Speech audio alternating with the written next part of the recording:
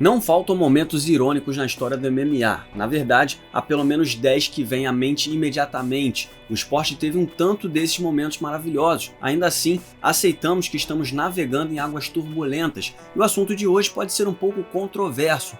Ironia é literalmente a palavra mais abusada do nosso idioma. Ou talvez literalmente. Literalmente? Independentemente disso, a ironia tá aí.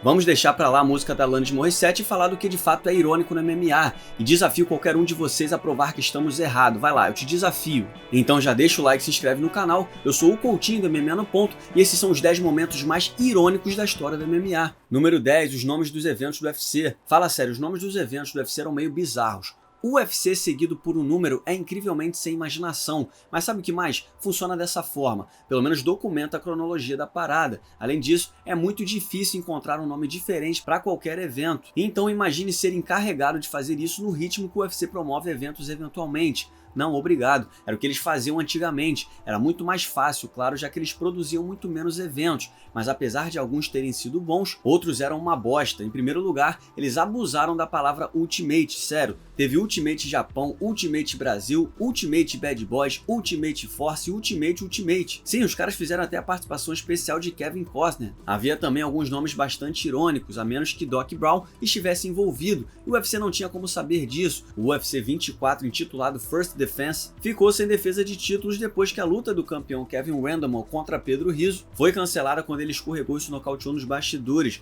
Depois veio o UFC 76 Nocaute, que, adivinhe só, teve 0 nocaute. E o UFC 125 Resolução, onde a luta principal terminou em empate. Brilhante! Mais recentemente tivemos o UFC 177, que tecnicamente não tinha nome, mas o slogan era "Nunca confie nas probabilidades". E sim, todos os favoritos das casas de apostas ganharam suas lutas. Número 9, o dente de Frank Lester. Pobre Frank Lester, sério, coitado do Frank Lester. Tipo, você deve conhecer o ex-técnico da equipe Jackson Winkle John, ou deve ter ouvido falar de sua briga com John Jones lá em 2019, quando ele alegou que Jones não pagou integralmente por seus serviços no campo para o UFC 239. Mas se você assistiu The Ultimate Fighter Estados Unidos vs Reino Unido em 2009, você provavelmente lembrará dele por sua passagem como lutador, não porque ele tivesse um enorme sucesso ou algo assim, pelo contrário mesmo. Em primeiro lugar, sua entrada na casa foi disputada desde o início depois que seu oponente na eliminatória fez o oposto da Jessica Batistaca, se nocauteando ao tentar derrubar Lester enquanto ele atacava com uma Kimura. Mas foi sua luta contra James Wilkes no episódio 6, apropriadamente intitulado $100 por dente, que nos preocupamos. Na Marques Johnson, da equipe dos Estados Unidos, desafiou Lester a arrancar um dos dentes de Wilkes durante a luta por $100. Mas infelizmente para Lester foi Wilkes que acertou uma joelhada no primeiro round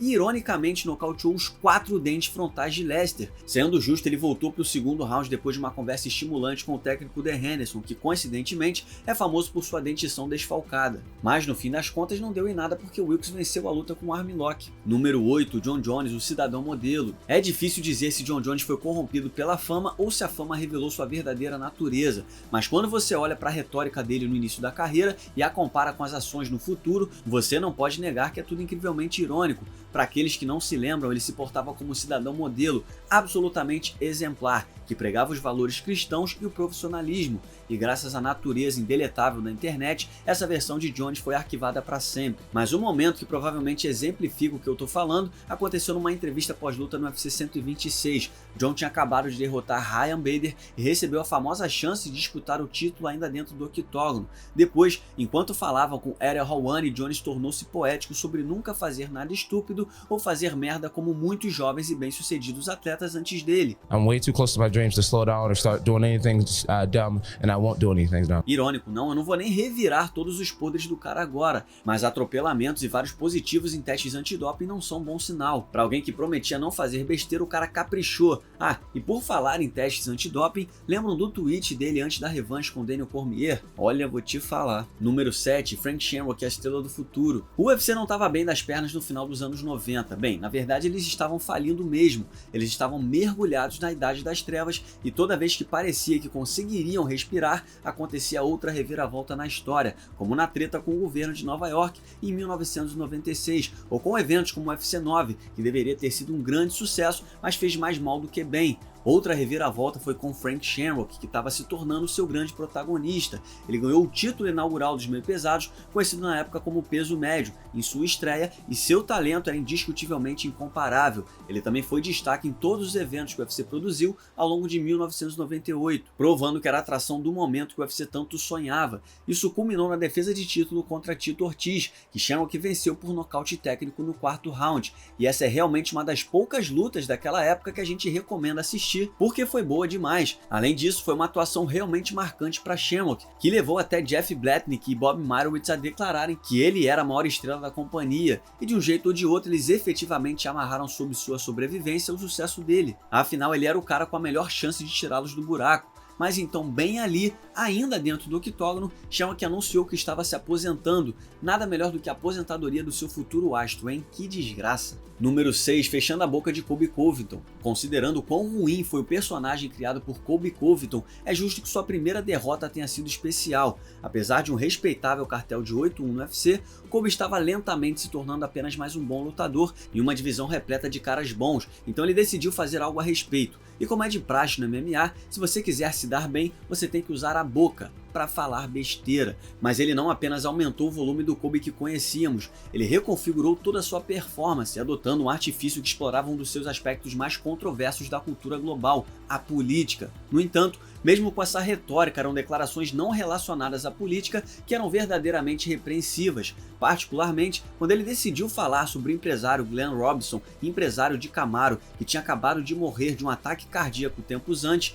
He was ducking me so long when Glenn Robinson was his manager that Glenn Robinson died from it. I know you gave Glenn a heart attack for all those years you were ducking me, so don't worry, he'll be watching from hell on December 14th. Sim, isso é provavelmente o mais baixo que você pode ir no que diz respeito a trash talk. Não é surpreendente que grande parte dos fãs de MMA esperassem que Usman pudesse calar a boca quando eles se enfrentassem. Mas eles não previram que o resultado seria tão literal. Usman não só nocauteou Covington, mas também quebrou o queixo do cara. E é exatamente isso, meus amigos, que se chama justiça poética. Número 5, a Era Machida. Ironia é uma ferramenta útil para comediante, mas eu duvido que Joe Rogan tenha pensado que estava usando seu talento para comédia quando declarou que a Era Machida estava começando. Ele não deve se culpar por isso, e embora tenha admitido que essa foi sua pior previsão em todos os tempos, a maioria dos fãs e especialistas esperava sim que Lyoto tivesse um reinado longo, graças a seu domínio no octógono. Ele era um quebra-cabeça complexo que ninguém conseguia resolver, e seu nocaute brutal sobre Rashad Evans continua sendo um grande momento na história. Mas é claro que as coisas não funcionaram como esperado.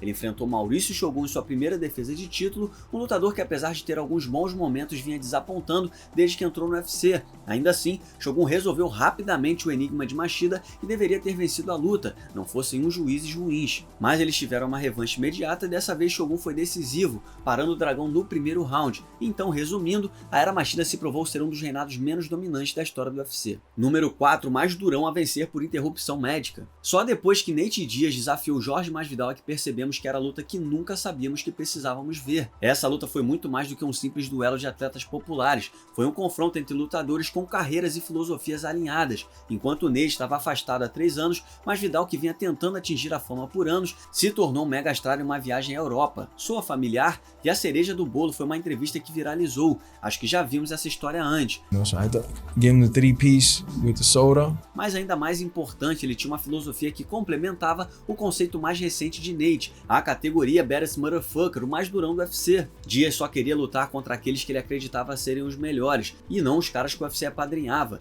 E ele valorizava a longevidade, o estilo de luta, o fator cool, a atitude de nunca andar para trás e o temperamento violento. Masvidal se encaixou perfeitamente nesse perfil, então quando a luta foi marcada e o UFC encomendou um cinturão de verdade, os fãs não esperavam menos do que foi prometido, que o combate fosse o mais visceral possível, e conseguimos isso por 3 rounds, com Masvidal liderando a parada, mas Diaz, que sofreu um corte horroroso logo cedo, se manteve na batalha. Além disso, acreditava que era nos últimos rounds que Diaz poderia dar a volta por cima, mas isso infelizmente não aconteceu, porque o médico interrompeu a luta entre o terceiro e o quarto round devido ao corte acima do olho de Nate. embora certamente fosse um corte perigoso, especialmente por causa de onde ele aconteceu, para uma luta entre os supostos caras mais malvados do planeta, o final foi ironicamente Nutella. Número 3. Ah, você virou um wrestler agora? Uma das coisas mais fascinantes sobre Conor McGregor no início de sua jornada era sua capacidade de profetizar. Ele previu que levaria o UFC de volta à Irlanda e que seria a atração principal, e fez isso 3 lutas depois. Mais tarde, ele previu nocaute no primeiro round contra Diego Brandão e Dustin Poirier, e então, aparentemente, tentou apostar $3 milhões com Dana White que ele venceria Chad Mendes no segundo round. Teria sido uma boa aposta. E isso, claro, levou à luta com José Aldo, onde McGregor praticamente ensaiou um nocaute em seu vestiário. Então sim, ele prevê mesmo as coisas. Houve, no entanto, uma previsão que voltou para assombrá-lo. McGregor criticava regularmente seus oponentes por se transformarem em wrestler quando entravam em pânico. Ele afirmou que, wrestlers ou não, sua pressão os fazia instintivamente se transformarem em um. Pois é, ele praticamente descreveu sua derrota para Nate Diaz no UFC 196. Quer dizer, não tinha como ser mais preciso do que isso. Então sim, esse tal de Mystic Mac é para valer mesmo, mas deu ruim para ele dessa vez. Número 2, o incansável Cain Velasquez morrendo no gás. Cain Velasquez se destacou em uma divisão de peso famosa por seus nocauteadores de mãos pesadas e de físicos questionáveis. Ele era um peso pesado mediano em termos de massa, mas de altíssimo nível em todos os outros quesitos. E sua maior vantagem era seu imenso preparo físico, que Daniel Cormier uma vez apontou como principal explicação de seu domínio. Ele disse que Velasquez sabia que, por mais cansado que estivesse, seu oponente estava sempre em pior situação. E vimos isso melhor nas últimas lutas contra Cigano. Os fãs esperavam mais do mesmo quando ele foi escalado para defender o título contra Fabrício Verdun, especialmente quando sua luta foi remarcada para o UFC 188 na Cidade do México. Seria uma espécie de jogo em casa para o mexicano-americano, que é sempre bom, mas em segundo lugar e mais importante, a cidade está a mais de 2.000 metros acima do nível do mar, o que significa uma concentração de oxigênio muito mais baixa do que o normal, um cenário supostamente vantajoso para aparentemente limitar a resistência de Velasquez. Mas foi ironicamente seu preparo físico que o sabotou, ao contrário de Verdun, que mudou seu camp para a Cidade do México para se aclimatar. Velasquez optou por permanecer no nível do mar na Califórnia, e isso lhe custou caro porque ele estava exausto já no segundo round. Também não ajudou em nada a estratégia usada para a luta, com a eficácia de seus ataques despencando round a round, e isso o forçou a se lançar para uma queda telegrafada no terceiro round, dando o pescoço de presente para um jiu-jiteiro do calibre de Verdun. Número 1. Cro Cop leva uma crocopada de Napão. Nem mesmo o melhor filme de ficção científica poderia prever um cenário onde Gabriel Napão venceria Mirko Cro Cop, ainda mais da forma que foi. Cro Cop tinha acabado de ganhar o GP Openweight do Pride quando assinou com o UFC e estava só atrás de Fedor Emelianenko no ranking dos pesos pesados. Ele era visto como um super-herói com seus chutes, comparáveis a superpoderes de super-heróis. Bom, mas o fato é que aquelas patadas eram selvagens. Pergunte só a Vanderlei Silva, Alexander Emelianenko ou Igor Vovchanchyn, se você tiver o WhatsApp deles, ou o e-mail, ou algo assim, é claro. Mas apesar de sua moral toda, o UFC optou por não colocá-lo em uma disputa de título, mas sim colocar uma presa para ser abatida antes e apresentá-lo ao público americano. Ed Sanches foi o boi de piranha usado com sucesso. Ele foi então colocado no main event do UFC 70 contra um azarão chamado Napão. A luta foi anunciada como uma eliminatória pelo título e o croata foi promovido como o pica das galáxias. Suas famosas últimas palavras foram "eu gosto de chutar", e a luta realmente terminaria com uma bicuda na cara, mas foi o chute de Napão que deixou o Cro Cop inconsciente, deixando a perna direita de Mirko, aquela que a velha máxima afirmava que mandava adversários para o hospital, completamente contorcida sob seu corpo desfalecido. E aqui vai um salve para Rob Pellin, que escreveu essa lista. Você pode seguir o Rob no Twitter através do @TheRobertPellin. E um salve também para o nosso editor, que você pode seguir no Twitter, @UncleJoeMMA. Muito obrigado por assistir, não se esqueça de deixar o like e se inscrever no canal. Nós teremos vídeos semanais por aqui, deixe também o seu comentário sobre o vídeo logo abaixo e siga-nos nas redes sociais. Muito obrigado mais uma vez e até o próximo vídeo.